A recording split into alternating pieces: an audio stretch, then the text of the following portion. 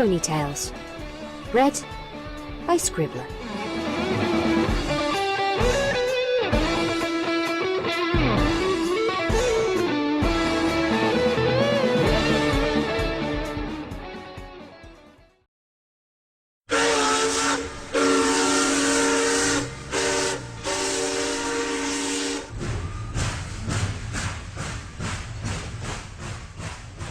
The following weekend was Twilight's trip to Canterlot. She knew her schedule would be tight. She had ambassadors to meet, the Canterlot Hearths-Warming Ball to attend, and a lecture on advanced emotional magic to give at the school with a reception after. She and Applejack agreed that it would be worth it for her to extend the visit by a day to take a look at the Canterlot Library for information, and to try to get some time to talk to Princess Celestia.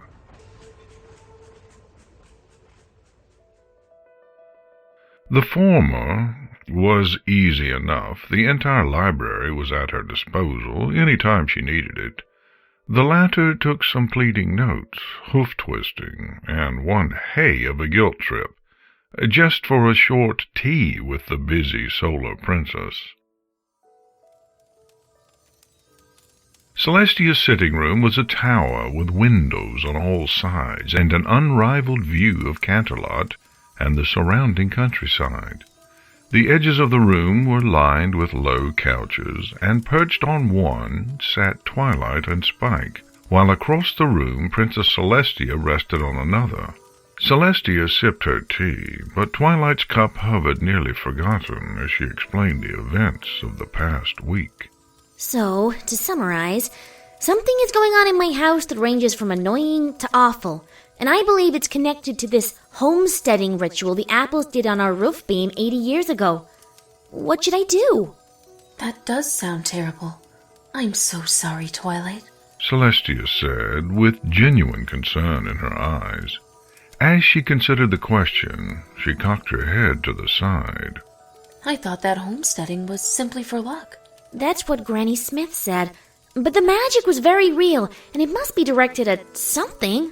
Twilight explained, then her eyes went wide. You mean you don't know what it is either? Celestia shook her head. Don't look so surprised. I may be long-lived and well-read, but there's only so much one pony can be expected to keep track of. I don't recall hearing of anything like what you're talking about. What's more, I personally checked Sweet Apple Acres for harmful magic before you moved there, and I found none. You did? Twilight blinked. And you didn't find anything? Celestia smiled at Twilight. You had enough to worry about, preparing for the wedding, and I thought you might assume the place to be safe. But I didn't think there was any harm in looking, and when I found nothing out of the ordinary, I never mentioned it. They do have quite an infestation of fruit bats, though. Twilight sighed. Great. This is just getting more confusing. Or it's becoming more clear, Celestia said, taking a sip of her tea. Then she smirked at the look of resigned irritation on Twilight's face. Oh, Twilight, this isn't some philosophical tangent. You are looking for an answer, the solution to a puzzle. I don't have that to offer you, but I could give you more pieces. Whatever this magic is, it's not dark magic, unless it's something that's been cast since the wedding. And if it is related to homesteading, it's an anomaly. It is not something I come across in memory. I know that those aren't answers, but I hope that they can help you in your search. Twilight relaxed and nodded. I understand. Thank you, Princess. You're quite welcome. Other than this issue, are you enjoying life on Sweet Apple Acres? Oh, yes! My house is beautiful, when it's not ruining my life, and the apples are the most welcoming ponies I know, and Spike is having a great time. She smiled at her assistant. Sweet Apple Acres is cool. Spike agreed. AJ makes the best food, and Apple Bloom is awesome. And having a room of my own isn't bad either. You know, when we're not being haunted or cursed or whatever. Celestia smiled at both of them. Then it sounds like it will be worth it to get this problem solved once and for all. Her smile turned sad as she rose to her hooves. I'm afraid I have to get to my next appointment now. But I do wish you the best of luck, Twilight. Thank you, Princess, and thank you for talking to me. Twilight flew over and offered her mentor a nuzzle. Any time, Twilight. Though more notice would be helpful. I would have loved a longer visit. Celestia nuzzled back. I'll remember that. Twilight said, following Celestia out of the room, with Spike right behind. Twilight and Spike parted from Celestia and left the castle, headed for the Canterlot Library. Twilight knew the way by heart, though flying there didn't allow for the same jolt of memories that walking the familiar path would have. But she couldn't help but notice where old hearth-warming decorations had been replaced by new, and where shops had closed and different stores took their places. Canterlot would always be special to her, but it just wasn't home anymore. Besides, once they were near the library, her path led down a less well-traveled hallway that had never been a regular part of her walks, past a large portrait of a smiling zebra mare, and through an unassuming door. Twilight had never spent much time in the Zelina, the trusted wing of non-unicorn magic, so it took her a little longer than usual to orient herself. While much of the space in the wing was taken up by zebra and Pegasus magic, 3 bookcases towards the back contained the extent of Equestria's knowledge of earth pony magic. Twilight raised an eyebrow at the meager offerings. Roughly a third of the population of the country got 3 bookcases. But she had to admit that in all her studies, despite being a princess and having an earth pony for a wife, she'd never gone looking for these shelves before. What books were there seemed to focus on a small range of subjects. Twilight skipped over the books on general metaphysics and the evolution of magic. The effect in her house couldn't have been more than 80 years old, and she'd learned enough about the structure of the magic in her general studies. She was also able to rule out books on nutritional magic and on the effects of magical ability on Earth Pony's social structure, though those sounded fascinating, and she had Spike note a few titles for her to look at later. A shelf of books on the subject of earth ponies who displayed unusual amounts of magic yielded more results. She selected a few of the titles and sent them to her table, planning to compare the ways a talent like that might be revealed. The largest part of the section was on farming magic. Here Twilight dug in, scanning indexes and sending a whole stack of books to her workspace. There were several books that mentioned homesteading, though none of them had more than a few listings in the index. Once she was sure she'd pulled every book that seemed likely to help, she returned to the table where Spike was already scanning her selections. These 2 just tells us what we already know. Homesteading is a good luck ritual done by many earth ponies when they settle an unoccupied piece of land. Then they give you the same instructions Granny gave you. Twilight nodded. Just set those aside and keep looking. But book after book gave them the same answers. It soon became clear that no pony knew what homesteading actually did, though the earth ponies clearly took it seriously as a superstition. The same instructions Granny Smith had shown her were written out several times, and the symbols matched the ones Granny had drawn. The books on magically talented earth ponies were also disappointing. There was no mention of homesteading in them at all, nor any indication that even the most powerful earth ponies were capable of effects like the ones that had been happening at the farm. Twilight stared at the homesteading symbols in one of the books on farming magic. She'd spent hours looking at them since Granny Smith drew them for her. Twilight knew hundreds of magical symbols, some of them so outdated that they were more curiosities than tools. She knew the theory behind them, different ways the glyphs captured and channeled magic, from the simplest method using written language to complex signs that were most reliably reproduced by magic. lest you end up with a smudge that would be difficult to explain to ponies, cleaning up the wreckage. One thing was certain. The homesteading symbols didn't seem to fit any parameters she'd ever learned. Without looking up, Twilight said softly, These just can't channel magic. They look like a pony wrote down what they thought some magical symbols would look like. Exactly as if homesteading was a good luck charm with no real magic behind it. Okay, Spike, what does this tell me? That Apple Bloom and her friends could make really good earth pony curses? No, they are channeling magic in my house. So, where did earth ponies get a symbol that would contain and amplify such strong magic, but doesn't fit a single magical theory?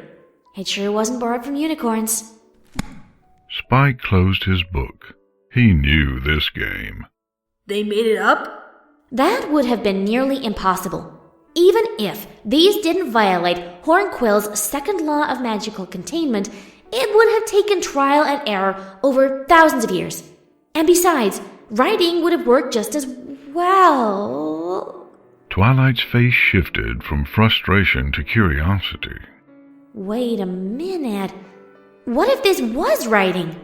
What would it say? I have no idea. I don't think any pony does.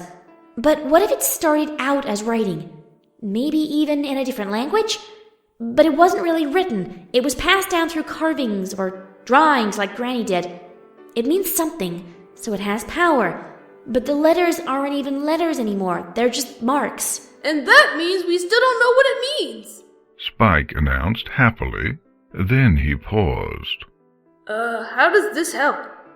Twilight looked up and smiled at Spike. The same way Princess Celestia helped. The more information we have, the more we narrow down what we're looking for. For the true meaning of a word to totally fall out of memory and become nothing but some drawings would take a long time. And during that time, the actual meaning of a spell could be easily lost as well. Okay, but why would ponies keep using it if they didn't know what it did? Well, they think it's lucky. It must do something that's good for ponies. That would make sense, since Princess Celestia said it wasn't harmful, and there haven't been other problems like this that we know of. How is breaking your stuff good? I don't know, Spike. Twilight sighed, her face falling again. I feel like I have all the pieces of a puzzle, except for one. I just need to figure out what effect the spell could have that would make sense. Spike raised an eyebrow. So, you're just looking for something a spell can do that's good for earth ponies, but bad for us, and that no pony remembers, but earth ponies use all the time. Yeah. Twilight shook her head clear and stood up. Come on, Spike. Let's take a quick look in the languages section. Okay, lunch sounds... Wait, more research? We do have to eat sometime, Twilight. We'll eat later. Twilight stood up and headed to the door. If this is a language, maybe we can find something similar in one of the ancient texts. We'll check them all. Spike hurried to catch up. Do you know how many ancient texts this library has? It's a lot.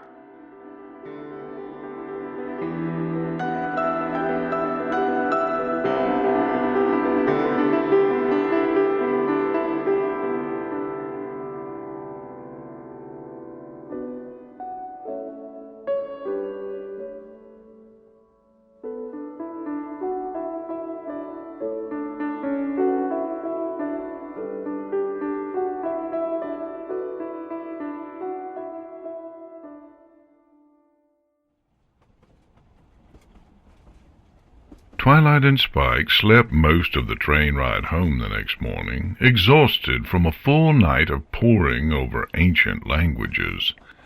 While Twilight hadn't found anything resembling the carvings, a quick detour to cryptography convinced her that it was a language at some point. But she could easily see how a word passed down through rough carvings and shaky old ponies who had no idea what it meant would lose its resemblance to anything in a book.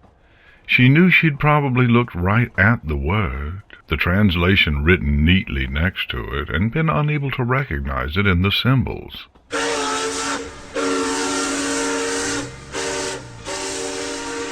Despite the drowsiness that came from replacing a good night's sleep with a nap, Twilight's eyes lit up when she saw Applejack among their friends as soon as she stepped off the train in Ponyville. She flew over to her and greeted her with a deep kiss, while the rest of their friends gathered around in a hug. "How was Canterlot, darling?" Rarity asked, before they even broke the hug. "Did you have a good time at the ball?" It was boring. Twilight said, giving AJ another squeeze before letting go. Everything in Canterlot was boring without you girls there. Did you get any studying done? Applejack hinted. Yeah, did you find anything about your cursed house? Rainbow Dash added, earning a glare from Applejack. A few things, but no real answers. Twilight explained, starting to fly slowly in the direction of Sweet Apple Acres with her friends by her side. It's not a curse, for one thing. It's not dark magic at all. Whatever it is there is something that's probably helpful, just not to us. Fluttershy gave Twilight a look of pure concern. But the way Applejack described it, it sounded, well, dangerous. It hasn't hurt no pony yet. Applejack pointed out. Not physically. Rainbow Dash glanced suspiciously at Twilight. What about Twilight's hoof? I just tripped. I think. Pinky's eyes went wide. What if you didn't? What if it's trying to hurt you? Fears pressed into Twilight's mind, but she pushed them back with a shake of her head. Pinky, that spell destroyed our house. If it wanted to hurt me, I think it could have done more than impersonate a tree root. Twi, what if she's right? I mean, it started out with stuff like moving ink pots and tossing your clothes in the snow. I hope it knows those were hoof-stitched. Rarity pouted. I'm not sure this spell cares, Rarity. Twilight's ears drooped. It didn't care much about our family's hearthwarming decorations. Oh! Rarity gasped. I'm so sorry. How very insensitive of me. That's just what I'm saying, Twi. It's been getting worse. It's been quiet a few days, but you think it might do something dangerous? Applejack gave Twilight a worried glance. I don't know, AJ. I really don't. But we'll have to be careful. Twilight smiled, hoping the wavering in it didn't show. We've faced a lot worse than a cranky house. Rainbow raised a skeptical eyebrow. Twilight bit her lip, then set her shoulders and smiled. We're not letting this chase us out. Right, Applejack? If you're staying there, I'm staying there. Applejack said with a nod. Spike? Spike considered the question. My bed stays in your room. Yeah, I guess that will be best for now. Twilight looked wistfully at her wife and added quietly, We'll just have to get this figured out fast. You know, I'm sure my sister asked about a sleepover tonight. Perhaps Spike would like to come. Rarity asked with a wink to Twilight. A sleepover? At your place? Spike said, his voice dreamy and far away. In Sweetie Belle's room. Rarity said sternly, but Spike didn't seem to notice. Applejack and Twilight both silently signaled their thanks to Rarity, who nodded graciously. As the group of ponies approached her house, Twilight noticed Big Macintosh standing by the door. Twilight's face fell, and her heart beat faster, but she felt a nuzzle from AJ, and when she glanced over, Applejack was grinning. All clear, Mac? Applejack called. Max smiled and nodded, and started to trot back to the farmhouse. We have a surprise for you, but it's supposed to be a happy surprise, not a yucky surprise like you had before. A surprise? Twilight asked as they approached the door. Rainbow Dash flew ahead and opened it. Twilight stepped inside to find the front room decked from ceiling to floor Some pony had gotten new garlands, this time wrapped with ribbons and beads, and hung them from the tops of the bookcases. Sitting on the bookcases, beside the books, were boxes wrapped in bright shiny paper, and on the mantel set a hearth-warming cave made of gingerbread, with white frosting for snow, and little candy founders inside. Her face lit up. This was her home again, maybe even more wonderful than before, because she knew the love her friends must have put into this. Surprise! Pinky shouted. Rainbow grinned at her. Doesn't it look awesome? It's beautiful, you guys. Twilight stammered, unable to take her eyes off the decorations. It was Applejack's idea. Fluttershy smiled. Nothing is irreplaceable. You can enjoy it and you don't have to worry. Some meaning spells no reason you shouldn't have a good housewarming. Twilight just grinned. Oh, and darling, I have one more thing for you. Rarity's magic floated out a box and lifted the top off. Nestled deep in tissue paper sat Twilight's snow pony, carefully pieced back together. I fixed Applejack's embroidery as well. It's as special as new. Twilight's mouth fell open. She looked at her friends, eyes wide with wonder. Oh, Rarity! All of you! You're the best friends ever! Then her eyes landed on Applejack. And you are the best wife ever. Applejack blushed and pulled at the floor. No, I just wanted to see you happy, Twilight. Even if this don't last, we'll just keep bouncing back, and we'll make it happier every time. Twilight flew over to Applejack and answered her with a deep kiss. When you guys are done eating face, there's food in the kitchen. Rainbow pointed out, flying past them towards the refreshments. The rest of the afternoon was spent eating cake and drinking cocoa, talking about plans for hearth's warming, and enjoying the company of friends. That evening, Rarity took Spike and went to find Sweetie Belle and her friends, while the other ponies went to their own homes, leaving Applejack and Twilight to themselves. Twilight couldn't stop smiling, and she sighed with contentment every time she looked around her home. Applejack went to get some wood for the fire, while Twilight made a pot of tea and fixed 2 mugs. She carried them into the front room and took her place on her favorite pillow. As soon as Applejack had the fire fed, she joined Twilight, wrapping her forelegs around her wife. They sat like that for a long time in silence, and Twilight enjoyed the peace and comfort all around her. Applejack eventually broke the silence in a soft voice. So you had a nice trip? Twilight closed her eyes and smiled. It's nicer to be home. But yes, the trip was fine. I was surprised. Princess Celestia didn't know anything about our problem. She said she's never heard of Homesteading doing anything like this before. And you're sure it's the Homesteading? Applejack's hoof stroked Twilight's wing. It's the only thing that makes sense. There were no magical signatures. Princess Celestia said there's no dark magic on the farm. And even if there were another pony who would do these things, what would be the point? It's not funny, no pony stole anything, and it's not really an attack. If we rule out those things, and considering that we have a very magical spell at work with unknown effects... Twilight felt herself tensing up and focused for a minute on the feeling of a hoof smoothing her feathers as they tried to ruffle. It's the Homesteading. So what did you learn? In farm pony words, if you don't mind. AJ said, smiling. You don't want to get out the highfalutin to equestrian dictionary? Twilight giggled. Nothing that complex, actually. Just that I think homesteading is very old and very magical, and that it must help ponies somehow. I am almost certain the symbols came from a word in an ancient language, but they're too garbled to make sense of. And this isn't something that happens a lot. Princess Celestia has never heard of it.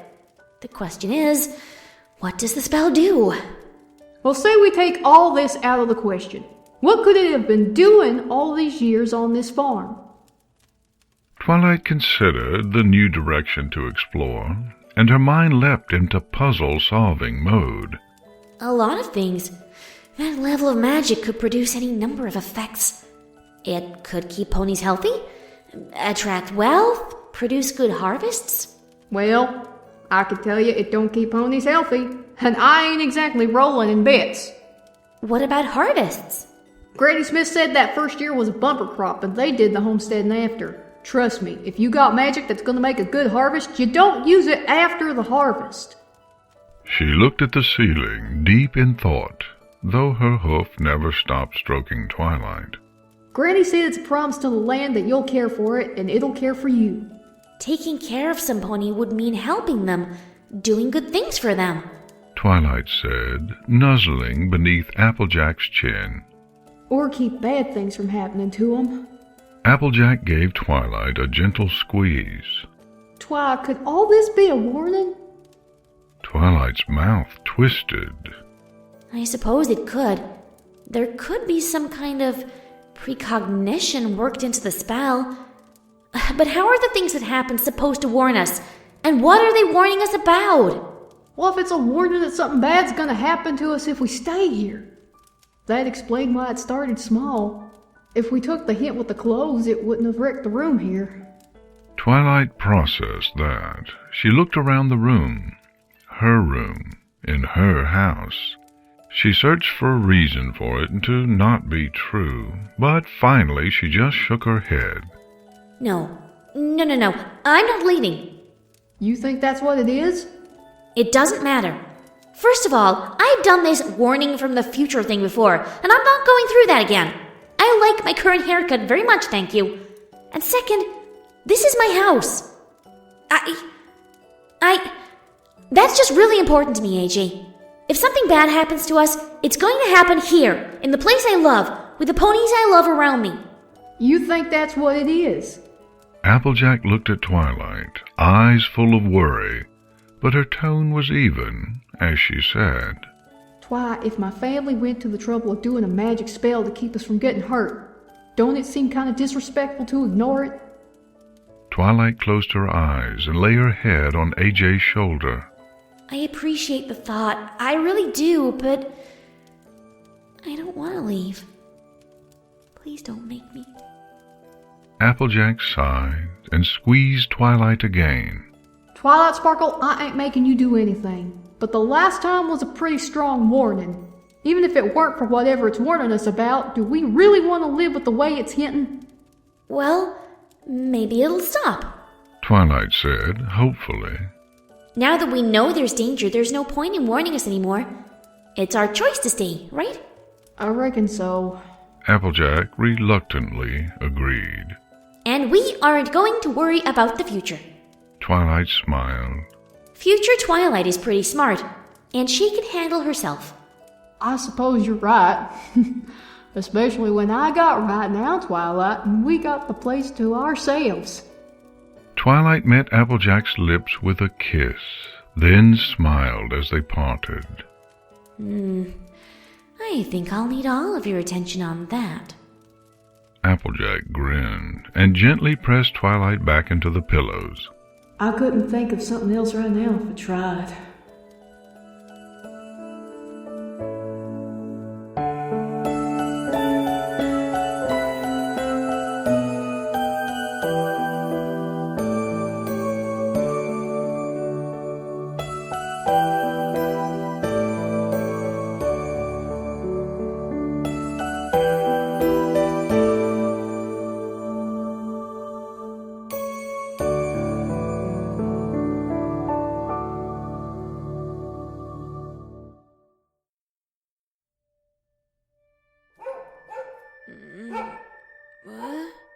Winona was barking.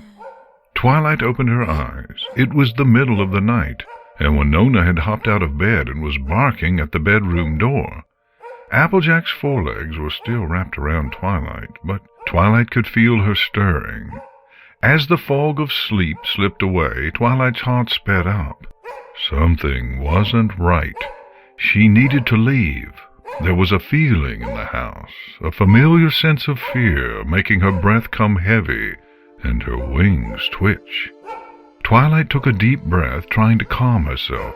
Maybe there was nothing wrong. Maybe Winona heard a mouse or a timber wolf howling in the distance. Applejack carefully rolled out of bed and trotted over to the dog. What is it, girl? Did you hear something? Winona looked from AJ to the door and whimpered. Twilight could sympathize with the little dog right now. AJ, something's wrong. I can feel it somehow. Applejack looked at Twilight, her expression steeled. Okay, me and Winona will go check it out. You just sit tight, Sugar Cube. Twilight knew she should insist on going, but between Applejack's order and her own pounding heart, she couldn't make herself speak up. Her blankets felt safer than out there, and right now the only thing that was actually wrong, as far as she knew, was that she was terrified.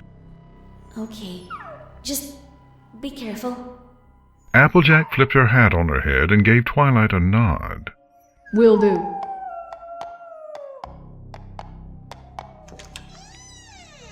She opened the door and stepped into the dark hallway, closing it behind her and leaving Twilight alone in the bedroom. Twilight listened to AJ's hoofsteps travel down the hallway, down the stairs, then out of earshot.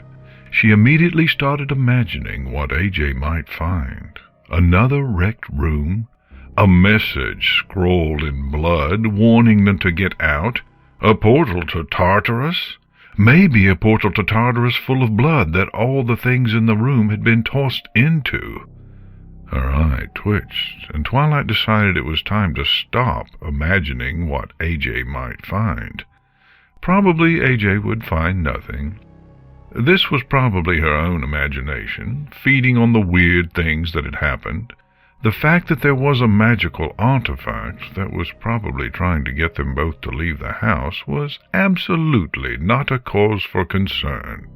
Nothing bad would happen to Applejack wandering into a dark, enchanted house by herself, and nothing bad would happen to Twilight huddled alone in a dark room right below powerful magic that wanted her gone. And that shadow moving on the wall was just the branches of an apple tree in the moonlight. And the feeling that she had to leave right now was just... Twilight jumped straight out of bed at the sound of the thump from downstairs. Applejack had been gone long enough. Twilight knew that she really should check on her. Twilight hurried to the door and out into the dark hall. It was darker than the bedroom, where moonlight through the window at least allowed for some contrast between light and shadow.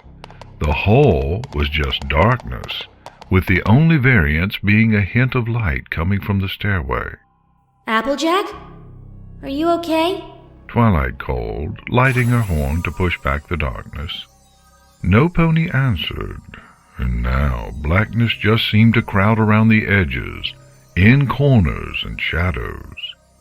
Twilight moved quickly to the top of the stairs. Looking down, the room was dimly lit, probably no more than one candle. She tried calling again. AJ? Winona? Once again, there was silence. Aloysius? Twilight squeaked as she started down the stairs. Oh, she would have started down the stairs, but instead she felt herself falling straight down. Her wings flew wide on instinct as she screamed, and she caught air just before hitting the ground. Twilight! Applejack yelled from the front door, galloping across the room. She reached Twilight in seconds, and stood on her rear legs to pull her still shocked wife out of the air and into a tight hug. Twilight, are you okay? I'm okay. The stairs disappeared. Twilight said as she caught her breath. She was shaking and wasn't sure she could close her wings. Applejack stroked Twilight's back. I kind of gathered that. They just went away? Yes, as soon as I stepped on them. It's a good thing I can fly. And it's a good thing I was going down. If it had been you or Spike, some pony could have been hurt. Twilight's eyes went wide, and she hugged Applejack tighter. If you hadn't flapped them wings fast enough, you could have been hurt. Applejack pointed out, pulling back from Twilight to look her in the eye. Twilight, let's go, please. Something don't want us here, and it's hitting too close to home. Applejack's words made sense. Twilight knew that, and given the uneasy feeling that had only grown stronger, combined with shock from the fall, Twilight knew that she had every reason to leave the house, but she had one reason not to. One reason that was more important than anything. This is my home. And yeah, it's hitting me way too close to home. In my home! Twilight looked up where the stairs should have been, towards the attic where she knew magic was radiating to try to chase her away. She narrowed her eyes. It's not allowed to do this! She stepped back from Applejack and turned and shouted up. You hear that, you stupid spell? I am a princess of Equestria. I have magic too. You can't just bully me out of my house. Twilight's nostrils were flared, and she was breathing heavily. Her unbrushed mane and the wild look in her eyes made her seem like a pony possessed. Applejack regarded her with wide eyes and said in a gentle voice, Twilight Sugarcube, calm down, please.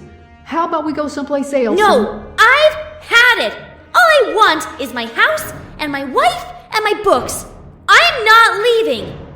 That stupid beam is leaving. Twilight's horn glowed, and she reached with her magic to the top of the house. Her magic wrapped around the roof beam, but another magic was pushing it away, pulsing from within the beam itself. Twilight braced her hooves and pressed into the magic, sweat beading on her forehead. There was a loud groan, like the very frame of the house straining, and the books burst off the shelf closest to her, some of them slamming into one side of her body. But that couldn't budge her. Nothing could budge her right now. The house shuddered as her magic slipped through the magic of the house in spots, giving her a weak grasp on the wood. Twilight, if you pull that... Look out! Twilight heard Applejack shout as the bookcase next to her started to teeter.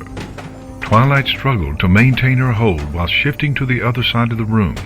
Her magic slipped just a little when the heavy wooden bookcase crashed to the ground, where she'd been seconds before.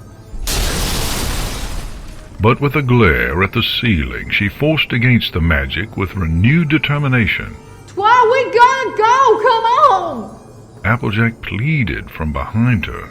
I'm not leaving! Twilight said through gritted teeth. Her magic tightened around the wood, finally driving through the opposing magic and gripping around the offending beam. The house shook again, but Twilight was not going to be distracted this time as she prepared to rip the beam from the roof. She didn't get a chance before she found herself yanked sharply backwards. Seeing the spot where she had been standing slammed by the bookcase on the other side. Her concentration broke as Applejack pulled her by the tail, galloping fast and hard for the front door. Behind them, well-made bookcases heavy with books tumbled to the floor with a series of crashes. AJ kept running out the door and across the yard, finally collapsing in the snow at the tree line. Twilight's tail still clenched firmly in her jaw. Applejack, let me go! I am going to do something about this once and for all! Twilight yelled, still straining towards the house. She felt her tail released, just long enough to crash into the snow with AJ's weight on top of her. Twilight Sparkle, listen to me! Just listen! Applejack shouted at her, fear in her eyes. She panted for a second, then went on in a strong, even voice. That ain't a warning! That house is trying to kill you! It's trying to... Don't go back in there! You can't go back in there, please, Twilight! Please, don't! The strength drained from AJ's voice as it turned to pleading, then faded. Seeing Applejack's eyes and feeling the cold snow and earth beneath her, Twilight blinked as the reality of the situation took hold. She stammered, unable to explain the fading storm of emotions in words. It's okay, Twilight. It's just a house. There's other houses in Ponyville. We can live there and it'll be okay. I don't care where we live, so's you safe. Applejack said softly, shifting from holding her down to wrapping her in a hug. I know. Twilight whimpered, burying her face in Applejack's shoulder and breathing in the familiar comforting scent of her wife. I know. Applejack just held her like she would never let go and said, Just promise me you won't go back in there till we get this worked out. Promise me that. I promise. Twilight nodded. Applejack took a deep, shaky breath and stood up, offering Twilight a hoof to pull her out of the snow. Twilight accepted and shook the snow from her wings. Poor girl, you must be freezing. Applejack helped to brush off the snow. We'll go to the library tonight. Okay? We can stay there for a bit. Twilight nodded absently. Okay. Right now, the cold didn't matter to her. Where they were going to stay didn't matter. They were things that she knew logically mattered, but when the emotions from earlier drained, they seemed to leave nothing behind. Good. We'll go stay at the library. Applejack swallowed and took a deep breath as she stepped away. Now stay here. I'm just gonna go. Twilight blinked her tears away as she watched Applejack walk cautiously towards the house. Applejack took another deep breath and called out in an uncertain voice. Winona? Aloysius! Come here! For several heart-pounding seconds, Twilight realized that Applejack had been too busy saving her against her will to do anything to help their pets. One emotion returned to her, searing, painful guilt, strong enough to paralyze her. Aloysius flew out the door and landed on Applejack's hat. Then a bark broke the silence and Applejack grinned. Here, girl! Careful now! She called towards the bark. Seconds later, a bowl of fur crashed into Applejack, licking her face. Oh, it's okay, girl. Good girl. You're a good girl, Winona. Applejack turned and walked back towards Twilight, smiling sympathetically. Okay, Sugar Cube. Let's go. Twilight nodded, biting her lip. She found she could move again, but her ears still drooped, and she hung her head.